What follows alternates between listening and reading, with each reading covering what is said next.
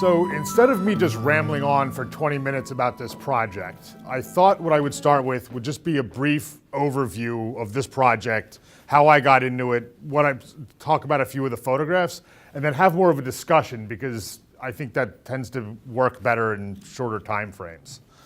So as Penny was saying, I began this project in the spring of 2010.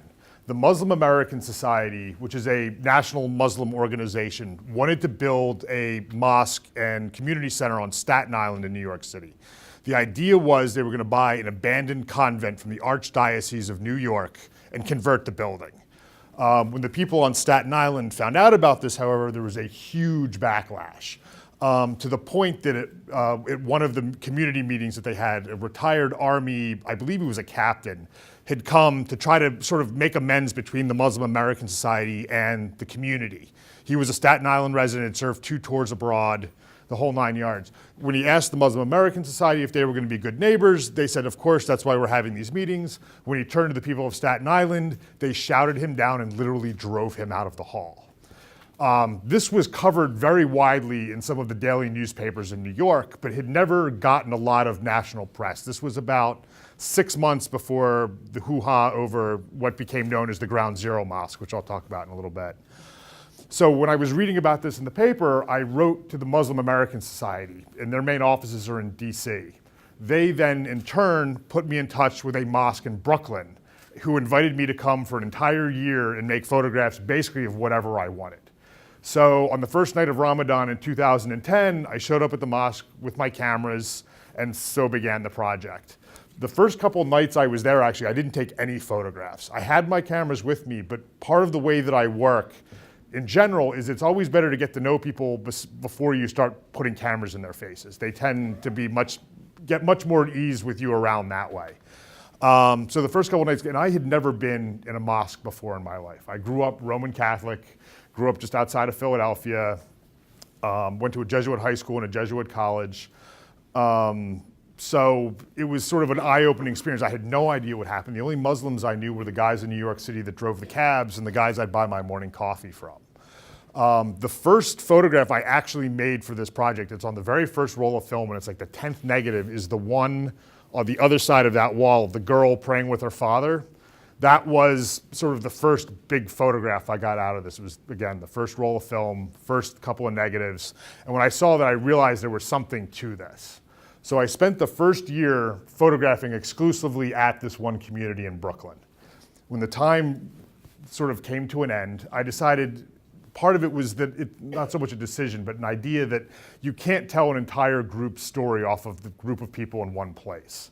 So I began to photograph other mosques and other communities around the country, both as I traveled and I would go, like when I visit my parents outside of Philadelphia, there were a couple of mosques down there I would visit. Other ones in New York. As I've traveled, I've been to Oklahoma, Idaho, Indiana, all over the place. Again, just sort of continuing to photograph these communities as I go.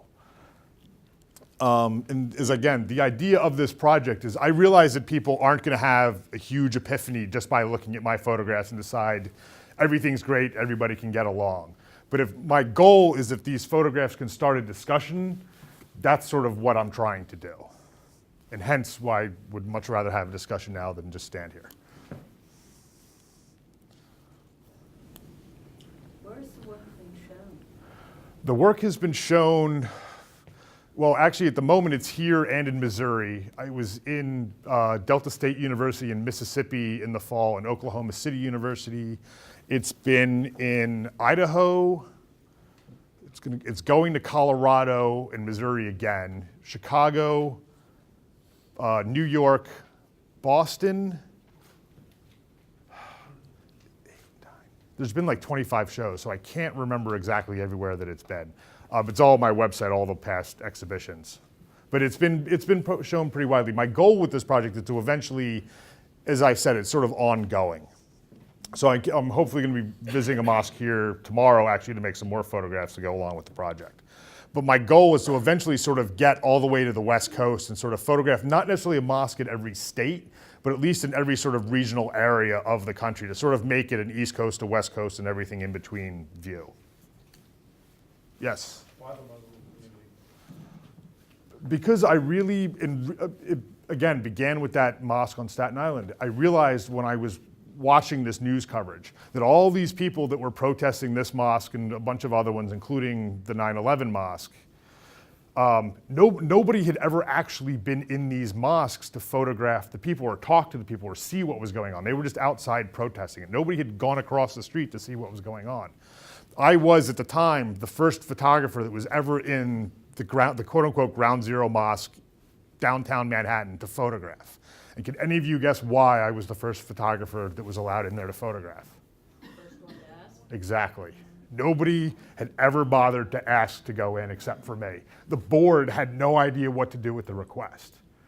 They made me come in and had a meeting, and I showed them some of my stuff, and it was great, but they really had no idea what to do, what kind of release I would need, anything. I had to tell them all this stuff. Because nobody, for as much as the people were across the street protesting, the camera crews were out there, nobody had ever bothered to go in. But that mosque actually doesn't exist anymore. The land, because of so much protesting around it, the developer is now sold and is going to be high-end condominiums, which is just what New York needs more of. What did you find the difference between men praying and women praying? In terms of, Their appearance being, on TV, we always just see men praying. right, in general, See women praying. Do they do they, the same thing? they pray in the exact same way, but they do separate the men from the women in prayers. The way I've been explained it, and it makes sense to me, is part of the way that they pray. And if there's any Muslims here that can explain this better than I can, feel free. My understanding is if the idea of, have you seen how they pray, how they bow down, the whole thing? The idea is it would be distracting if you're looking down and you see your wife's best friends bent over in front of you, basically. So the idea is to separate them so that everybody there's no distraction in the moments of prayer. But they do it. They do. In separate rooms or separate areas? It depends on the mosque. Some mosques it's separate rooms. Some they just put there's just a divider. Sometimes it's just all the men are on this side and all the women are on this side. It all depends on the mosque and how they have it organized. I don't have any here because I took them recently when I was in Oklahoma City. But I actually do have some recent photographs of women praying, which I generally have needed special permission to get because, again, it's sort of one of those barriers. Yes, ma'am. Were you invited to anyone's home and meeting them? I've been to a few homes. Where's the guy I'm thinking of? There's a couple photographs around here of me in a couple of homes in Fort Wayne, Indiana. I've been to a few here and there. I'm actually having dinner with one of the Muslim students and his family tomorrow night. Whether or not I take pictures is a whole other thing with some of these things. I generally will take my cameras, but I don't. If you're having dinner with the family, you're not always interested in taking the pictures. You don't want to be rude. But most of what I have done has been more centered around mosques and the schools and sort of the areas where the people hang out around prayers. So what did you learn by going into their homes and sharing a meal with them? That they're scarily not that much different than us. Other than no pork, there's really not, they all sit around the dinner table and chit chat and tell bad jokes and talk about the news. There's really very, very little difference. That's what's sort of shocking about the whole thing. I've actually done some work with Sikh Americans and photographing them, and it's the same, that project actually is on hold at the moment because I can't figure out how to do it where they look more exciting than what they generally do, which is just like what everybody else does. That's sort of the most shocking thing about it, or what most people seem to think is the most shocking thing about it. Did you talk about politics? Oh yes, I've talked about politics at. And are they frustrated? I'm sure they A are. lot of them are very frustrated because again, people are basically pinning their entire religion with the sins of a few people, which happens. Every religion has its extremist groups. The Mormons have the Fundamental Church of Latter-day Saints. The Jewish groups in Israel that'll blow up or burn churches and spray paint and everything else. There's white Christians here in the country that have been known to shoot up black churches or schools or whatever else they seem to be in the mood to shoot that day. But nobody pins the entire religion on the acts of those people except in the case of Muslims. And a lot of, again, going back to the thing with the Sikhs, a lot of Sikh Americans have been attacked because people assume that they're Muslim because of the way that they look. So people are pinning the wrong group with the wrong people's sins to begin with. Yes? I started studying photography the spring of my junior year in college. My undergraduate degree is in sociology with a concentration in anthropology and art history. My anthropology advisor recommended that we take a photography course, that when we were doing field work, we would know how to be able to actually take a picture of what it was we were writing about. And the teacher that I had that first class was a guy named Harold Feinstein, who was a New York sort of street photographer from the 40s and 50s, who just recently passed away, actually. And the first class, the first day, he started showing us his portfolio of these photographs of Coney Island and New York City and what the people look, and I just was hooked. And then I learned how to develop film and working the darkroom. I just have been amazed by it, and that sort of was what got me hooked, and I've been doing it ever since. All these photographs are still film. I still only shoot film for my own projects. I do my own darkroom work. Yeah, I sort of fell in love with it and just have never let go. Yes? Why did you go with black and white? Again, it's more of an aesthetic choice on my part. I like the look of the black and white, and I like using the darkroom and making the prints. And it's that sort of throwback to the classic photojournalism. I've shot maybe 5 rolls of color film in my entire life. I just like the look and working with it. There's really not much more to it than that. Yes? What is something that you have learned about the Muslim culture during your work? Something where you were just stunned, or something that was just very interesting or different? I mean, that's one of those kind of tricky questions to answer, because I went in knowing nothing. So I never really had expectations of, was I going to see this or see that? It was sort of, I had no idea. But what has always fascinated me the most is no matter which community I've been to and no matter what part of the country, it's how welcome I've always felt going into any of these communities. As soon as they've found out that I'm not Muslim and that I'm not from the area, come and check this out and meet my wife or my husband, and these are my kids, and the whole 9 yards. They're very, very open to people coming and visiting. I thought it was going to be a lot harder to get people to let me take their pictures and get involved in going to these communities, and it's been unbelievably easy to do. All you have to do is ask. Yes? What happened with the mosque in Staten Island? That project was eventually abandoned. There was just, I don't remember if the church ended up deciding not to sell them the convent, but something happened with that and the whole thing sort of fell through and it was never built. How long are the services? Surprisingly short. The big Friday afternoon prayer is maybe a half hour. They'll do their prayers and then the imam will give the equivalent of a homily with the readings for the week and sort of this is what's going on and this is what we should be thinking about. But the whole thing can be over in anywhere from 20 minutes to a half hour. If you just go for the evening prayers, it's done in 10 minutes. It's very quick. Yes? Were you ever at one of the residences where they had to do a call of prayer, and you always said that they wanted to do their prayer? The residence halls? Like at their home eating dinner or hanging out? Oh, no, because they won't plan to have dinner when they know they have to be at the mosque. She was asking if I've ever been at one of their houses when they've gotten called for prayers. And no, and the answer is because they know not to have dinner when they know there's a call for prayer coming. They'll eat before or after kind of thing. Is that what you were asking me? Okay. Is that awesome? 5 times a day, yes. They go to a mosque. They don't have to go to the mosque. They have to pray 5 times a day. So the early morning prayers, most of them will pray at home. The late night prayers, again, most of them will pray at home.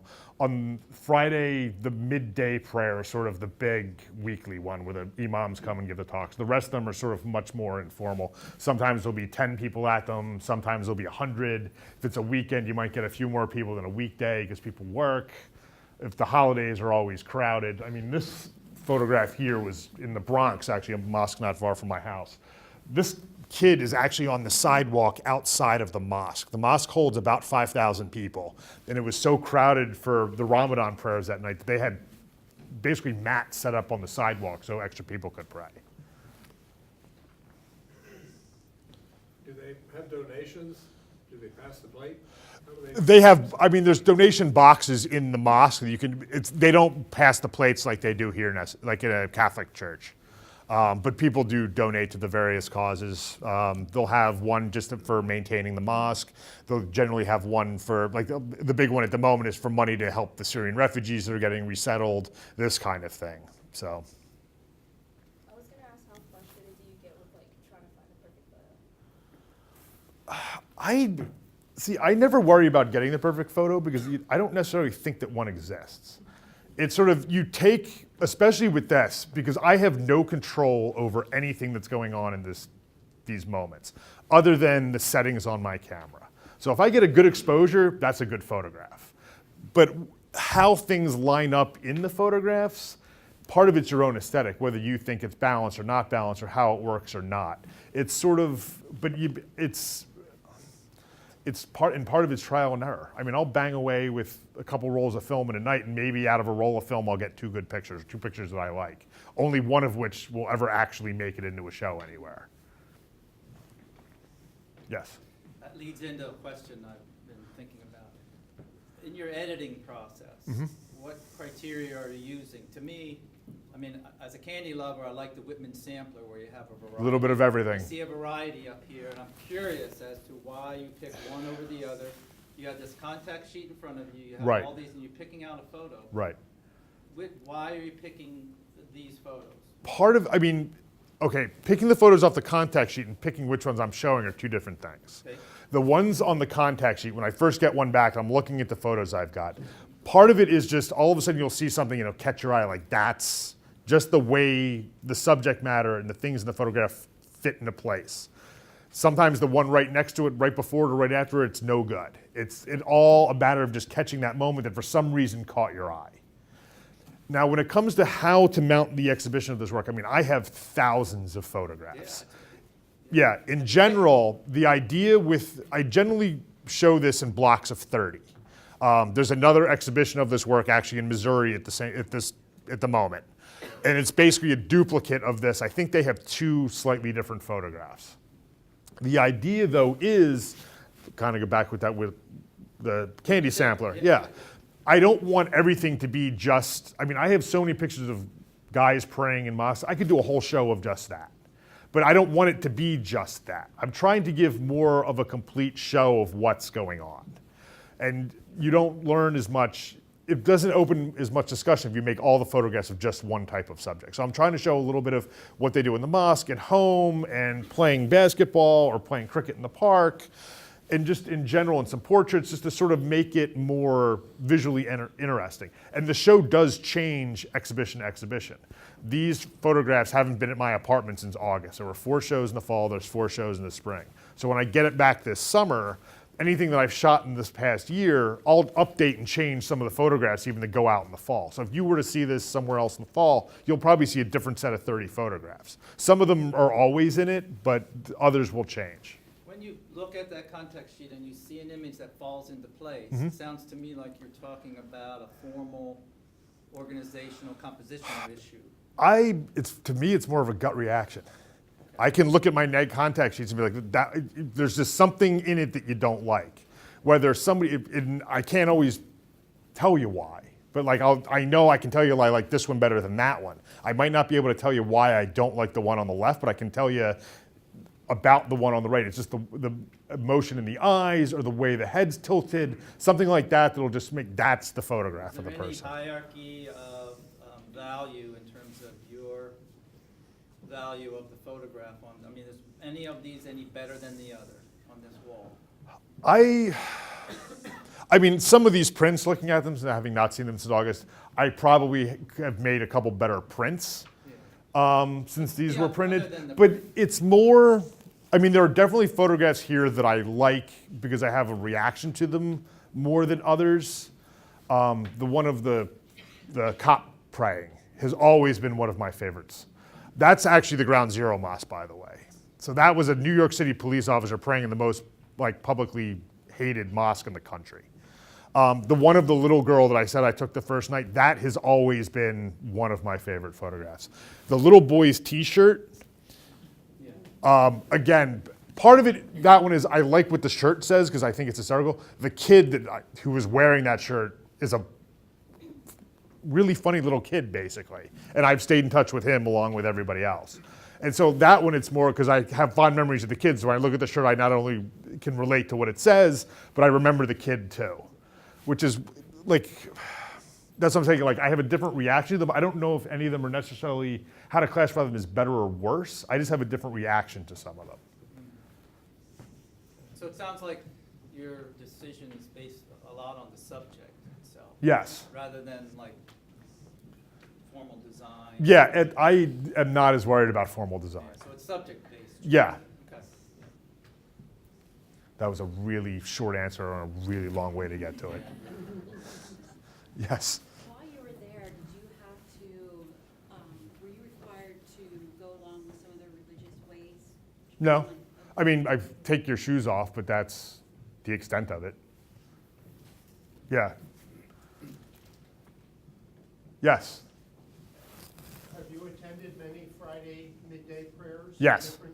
Does the imam normally speak in English? Usually, I mean, 95% of the ones I've been to are in English.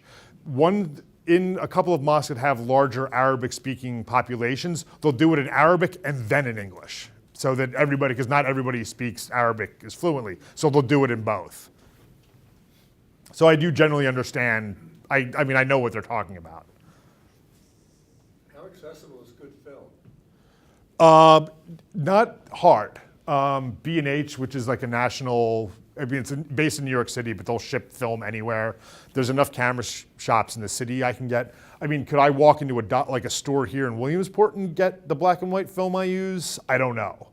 But being in New York, and I mean, you can always order it, but it's gotten a little more expensive than when I started, but the paper's actually what has gotten really expensive. But yeah, it hasn't been a problem getting it yet. There's enough people still interested. Are you having trouble getting the paper you want to use? If I look at them standing there, looks pretty like cool tones as opposed to ones on each side look like warm tones. Yeah, some of them, and it's not so much that these are technically all printed on the same paper. The problem is they keep screwing with the chemistry in the paper. They up and down the amount of silver in it depending on the price of silver. So some of them in the chemicals as well. So it's more that than, I mean, I can always buy Ilford 16x20 fiber-based multi-grade paper, but it varies batch to batch now, which it used to not do as much. So a question about the editing and then the work as a whole versus individual photos. Okay. For example, where the gentleman's in the bottom right-hand corner. Yes. I think the content of it is dependent on maybe the photo to its right, whereas some of the photos speak about the issues all by themselves. So to me, that might make one stronger than the other. And some of them really have to be seen in context. And that's a good example. And that one definitely needs to be seen in a group to make sense, Right. whereas some of the other ones could definitely stand on their own. But also, I don't design how they're shown on the walls. I have always left it to the gallery to decide the order and how they go, because I've never seen any of these galleries before I'm there. I always leave it up to the gallery directors to decide what order they think they should be in or how they work best in the space that they have. But then that sets up a little bit of a hierarchy. Some prints need to be with others and some stand alone. Like, Right, I mean, the thing is, I would never show that photograph by itself, Right. but it's not by itself and it never would be by itself, because it's gonna be with the rest I'm of gonna put these. you on the spot. Okay. What's the strongest photograph on the wall that stands by itself for you? Of any wall or this This wall? wall right here, since we're here. I'm just curious. That one. Okay. Can you just speak why? What is I think both the way the light on the kid was, I mean, I couldn't have staged that if I wanted to. That street light couldn't have hit him any squarer if I had designed it to hit him any squarer. And it was the way that he was looking and the way his hand rested and just perfectly, formally by itself, I think that's a good photograph.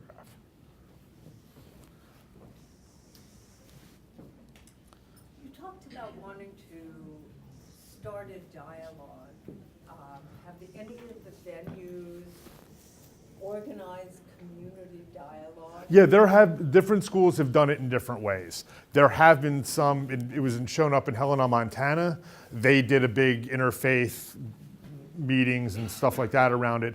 Then the Mississippi Delta, they had groups come up from Jackson to do panel discussions with students and this kind of thing. I did a talk when I was there.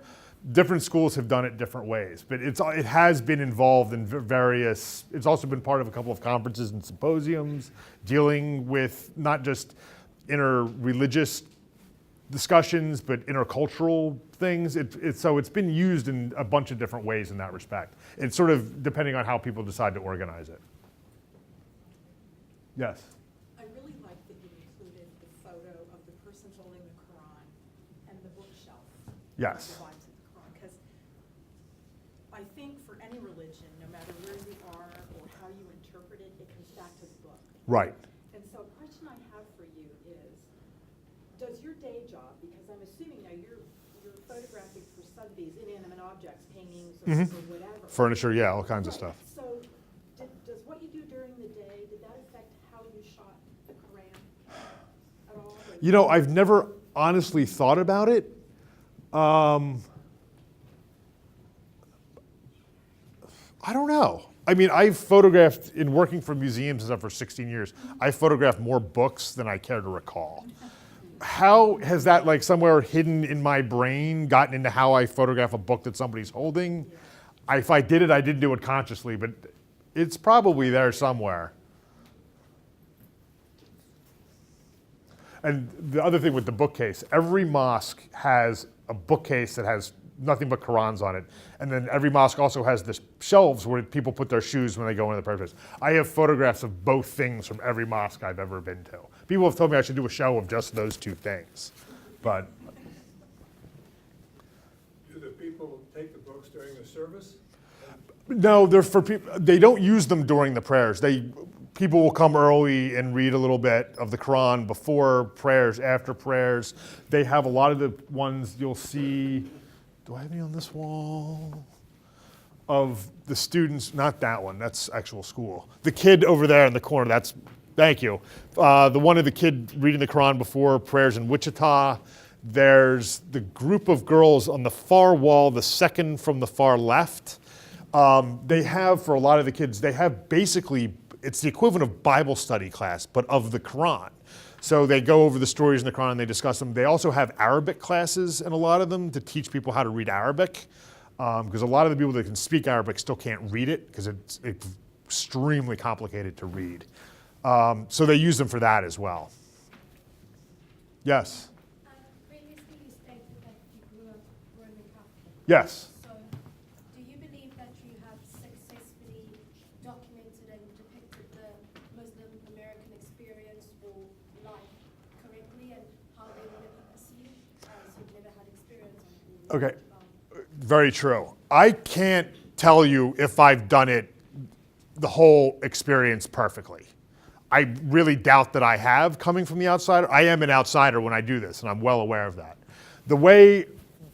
But Muslim communities that have seen the work have all said that they appreciate what I'm doing and like the photographs that I show.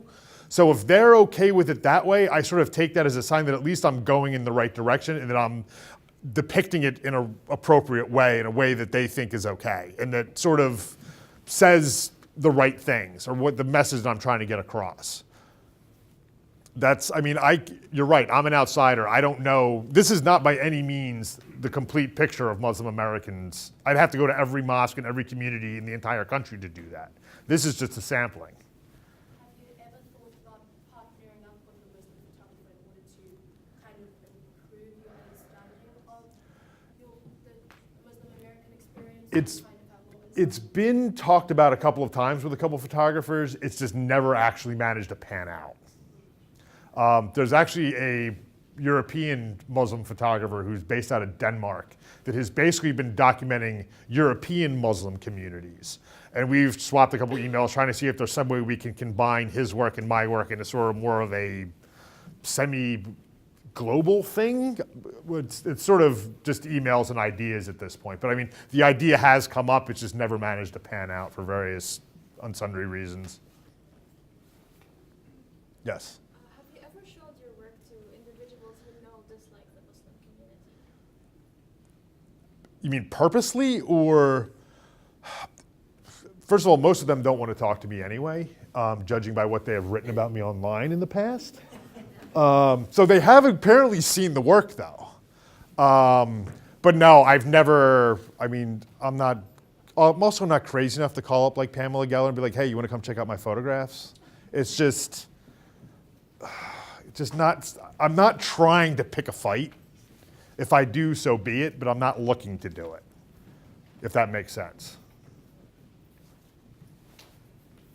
Are you at the point in your work where sometimes you'll go out and shoot all day long and come back and say, I got nothing new? Oh yeah, it happens to me all the time. Yeah, I'll shoot a roll of film and look at it, there's nothing on it that I'm interested in. Yeah. Because the other problem with some of these subjects too is you go to the mosque and it's people praying and stuff like that, and I've got so many pictures of it's got to be something unbelievably outstanding now to replace one that I've already got. So that's sort of the harder Find part. it easy when you're starting? or Yeah, all because new you have and pictures of exciting? nothing, so you have pictures of all this stuff, and then, but getting the better versions of it or things that make more sense is harder. Is there a picture you want that you haven't got? I would like to get some more of the women praying. There's a couple of ones that I've never gotten a successfully good one of the men washing their hands and feet and all before prayers. There's been a few that have let me do it. I've just never gotten, the photos I've managed to get of it always just look way too awkward. Little things like that. But I would like to have more photographs of the women, but a lot of it depends on the groups that I visit. Sometimes, like in Oklahoma City, I got a bunch of photographs because the women there were, perfectly fine, come and take pictures. But the more conservative groups, they're just not willing to let me do it, which I understand, and I'm not mad. But it's just like that, I know that hole is there. African American Muslim communities, I know, is another hole in this project. I have a few. African American mosques, I just don't have a lot of connections to them, especially the Arabic Muslim population and the African American Muslim population don't necessarily talk that much. So that's another sort of area that I think I would like to get more of if the opportunity arises. So I look around, the proportion is unifying everything. It's similar. Right. So the question comes up, are you cropping the negative or are these full frame? Most of them, nobody's ever asked me that one.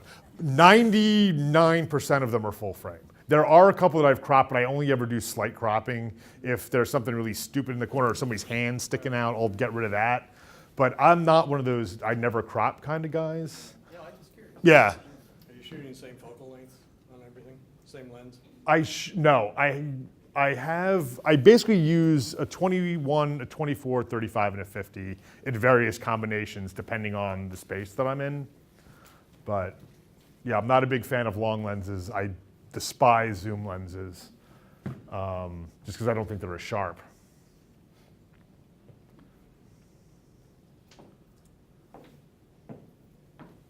One more. All right, one more. Have you ever had any problems come up, like when you're at a show or anything, and someone says something that's just... No, because nobody's ever been crazy enough to show up.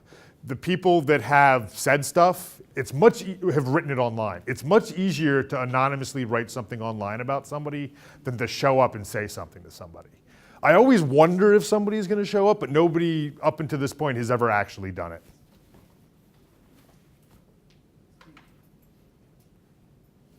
Well, thank you. Thank you. Well